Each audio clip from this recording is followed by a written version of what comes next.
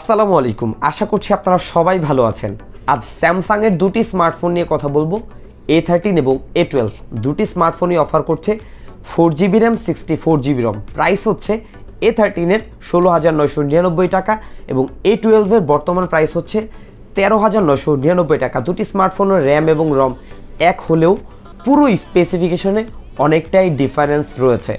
So এই দুটি স্মার্টফোনে কি কি ডিফারেন্ট রয়েছে তাই আজকে এই ভিডিওতে আলোচনার চেষ্টা করব এবং এই দুটি স্মার্টফোনের মধ্যে কোন স্মার্টফোনটি আপনার জন্য বেটার হতে পারে তাই আজকের ভিডিওতে ক্লিয়ার করে দিব।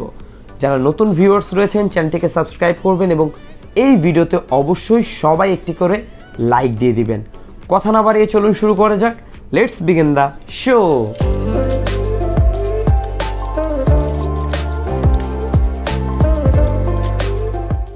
যারা স্যামসাংয়ের একটি অফিসিয়াল 100% জেনুইন প্রোডাক্ট চাচ্ছেন তারা যোগাযোগ করতে পারেন বিসমিল্লাহ স্যামসাং পয়েন্ট এবং সেখান থেকে যে কোনো স্মার্টফোনই আপনারা পারচেস করতে পারেন। স্ক্রিনে দেওয়া নাম্বারটি রয়েছে, কল করে সকল ইনফরমেশন জেনে নিতে পারেন। প্রথমে আমরা দেখব এই দুটি স্মার্টফোনের ডিজাইন এবং বিল্ড কোয়ালিটি।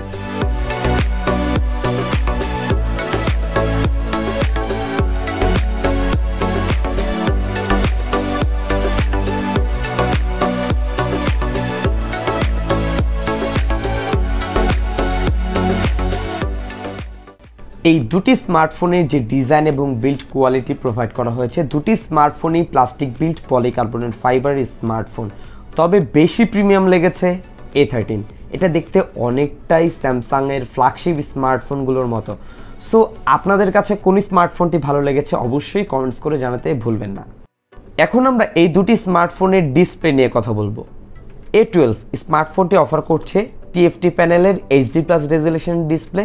স্মার্টফোনটিতে থাকছে না কোনো হাই রিফ্রেশ রেট এবং থাকছে না কোনো গোরিলা গ্লাসের প্রোটেকশন। অপরদিকে A13 স্মার্টফোনটিতে আপনারা পেয়ে যাবেন TFT প্যানেলের ফুল HD+ রেজোলিউশন ডিসপ্লে এবং এই স্মার্টফোনটির মধ্যে গোরিলা গ্লাস 5 প্রোটেকশন থাকছে এবং স্মার্টফোনটিতে থাকছে না কোনো হাই রিফ্রেশ রেট। দুটি স্মার্টফোনের যে ডিসপ্লে আমরা পাচ্ছি সেই জায়গা থেকে স্মার্টফোনটির মধ্যে বেস্ট স্মার্টফোনটি হচ্ছে A13 এবং এটার মধ্যে আপনার ফুল HD+ রেজোলিউশন ডিসপ্লে পাচ্ছেন এবং স্মার্টফোনটির কন্টেন্ট ওয়াচিং এক্সপিরিয়েন্স দেখে আমার কাছে কোনোভাবেই মনে হয়নি এটা একটা TFT প্যানেলের ডিসপ্লে। সো ডিসপ্লের দিক থেকে এগিয়ে থাকবে A13। এখন আমরা এই দুটি স্মার্টফোনের সাউন্ড কোয়ালিটি টেস্ট করব। দুটি স্মার্টফোনই অফার করছে বটম ফায়ারিং স্পিকার।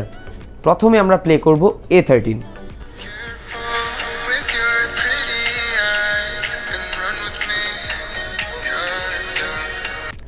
এখন আমরা প্লে করব A12।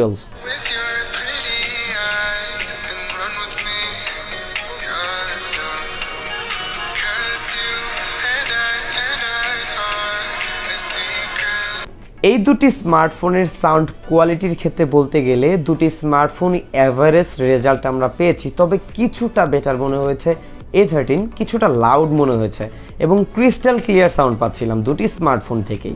আসুন ভিউয়ার্স দেখে নেওয়া যাক এই দুটি স্মার্টফোনের মধ্যে স্পেসিফিকেশনে কি কি ডিফারেন্স রয়েছে এবং দুটি স্মার্টফোনের মধ্যে আমরা স্পিড টেস্ট করব, ইন্টারনেট স্পিড টেস্ট করব এবং দেখব যে দুটি স্মার্টফোনের মধ্যে কোন স্মার্টফোনটি এগিয়ে থাকছে।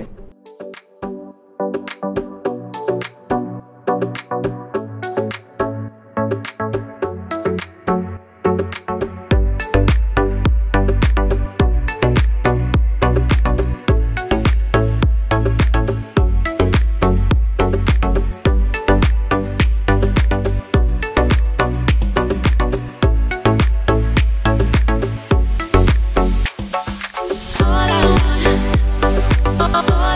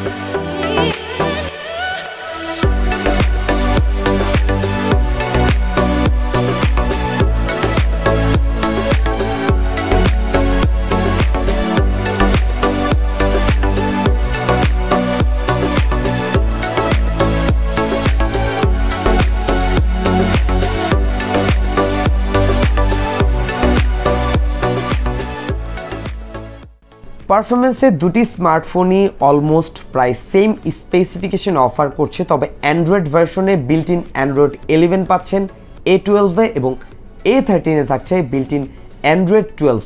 ইউআইয়ের দিক থেকে 3.1 থাকছে A12, A13 থাকছে 4.1। ইউআই এবং পারফরমেন্সের দিক থেকে কিছুটা বেটার লেগেছে A13। ক্যামেরা, এই দুটি স্মার্টফোনের মধ্যে ক্যামেরাতে ডিফারেন্স পাবেন। A12 স্মার্টফোনটির মেইন ক্যামেরাটি 48 মেগাপিক্সেল রয়েছে, 5 মেগাপিক্সেল একটি ওয়াইড লেন্স, 2 মেগাপিক্সেল একটি ডেপথ সেন্সর এবং 2 মেগাপিক্সেল একটি ম্যাক্রো সেন্সর। ফ্রন্ট সেলফি ক্যামেরাটি হচ্ছে 8 মেগাপিক্সেল এবং অপর দিকে A13 প্রোভাইড করছে 50 মেগাপিক্সেল একটি f1.8 অ্যাপারচারের মেইন রেয়ার ক্যামেরা, 5 মেগাপিক্সেল একটি আলট্রা ওয়াইড লেন্স এবং 2 মেগাপিক্সেলের ডেপথ সেন্সর এবং 2 মেগাপিক্সেল একটি ম্যাক্রো সেন্সর এবং স্মার্টফোনটির ফ্রন্ট ক্যামেরা থাকছে 8 মেগাপিক্সেল।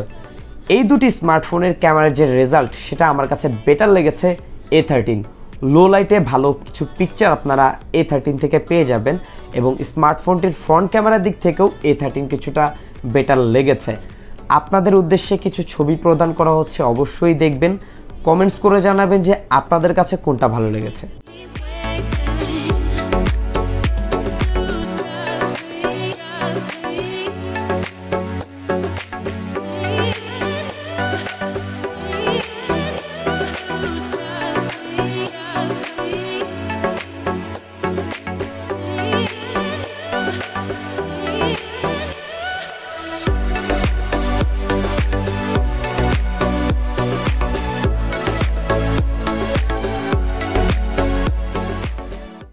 ব্যাটারি, দুটি স্মার্টফোনই প্রোভাইড করছে 5000 mAh ব্যাটারি এবং বক্সে পেয়ে যাবেন একটি 15 ওয়াটের চার্জার, যা দিয়ে চার্জ দিতে সময় লেগে যাবে প্রায় 1.5 ঘন্টা প্লাস। এবং এই দুটি স্মার্টফোনের চার্জিং ব্যাকআপের কথা বলতে গেলে যারা নর্মাল ইউজার রয়েছেন প্রায় 1.5 দিন পর্যন্ত নিয়ে যেতে পারবেন এবং যারা একটু হেভি ইউজ করবেন তাও আপনার রেগুলার লাইফে একদিন পার করে দিবে। ভিউয়ার্স, যারা পুরো ভিডিওটি দেখেছেন অলরেডি বুঝে ফেলেছেন যে কোন স্মার্টফোনটি কী অফার করছে। আমি আমার ব্যক্তিগত মতামত আপনাদের উদ্দেশ্যে শেয়ার করছি। 3000 টাকা বাড়িয়ে আপনি A13 স্মার্টফোনটি পারচেস করতে পারেন, কেননা এই স্মার্টফোনটির মধ্যে বেটার ডিসপ্লে পাচ্ছেন এবং ডিসপ্লেতে কর্নিং গোরিলা গ্লাসের 5 প্রোটেকশন রয়েছে। স্মার্টফোনটির ক্যামেরার দিক থেকে ফ্রন্ট ক্যামেরা এবং রেয়ার ক্যামেরা দুটি স্মার্টফোনের মধ্যেই ক্যামেরার রেজাল্টটি আমার কাছে বেটার লেগেছে A13 এবং স্মার্টফোনটির ডিজাইন এবং আউটলুকের দিক থেকেও A13 আউটলুক আমার কাছে বেটার মনে হয়েছে। আপনার প্রাইসটা যদি কিছুটা বাড়ানো সম্ভব হয় অথবা বাজেটটা কিছুটা বাড়ানো সম্ভব হয়, অবশ্যই আপনি A13 স্মার্টফোনটি পারচেস করতে পারেন। তবে আপনার প্রাইস অথবা বাজেট যদি 13 থেকে 15,000 টাকার মধ্যেই হয় তাহলে আপনি নিঃসন্দেহে A12 স্মার্টফোনটি পারচেস করতে পারেন যদি স্যামসাংয়ের স্মার্টফোন পারচেস করতে চান। সো ভিউয়ার্স, এই ছিল আজকের ভিডিও। যদি ভিডিওটি ভালো লেগে থাকে অবশ্যই ভিডিওতে একটি লাইক করতে ভুলবেন না, চ্যানেলটি সাবস্ক্রাইব করতে ভুলবেন না। আজকের মতো বিদায় নিচ্ছি আমি জাকারিয়া হাসান পার্থ। আসসালামু আলাইকুম।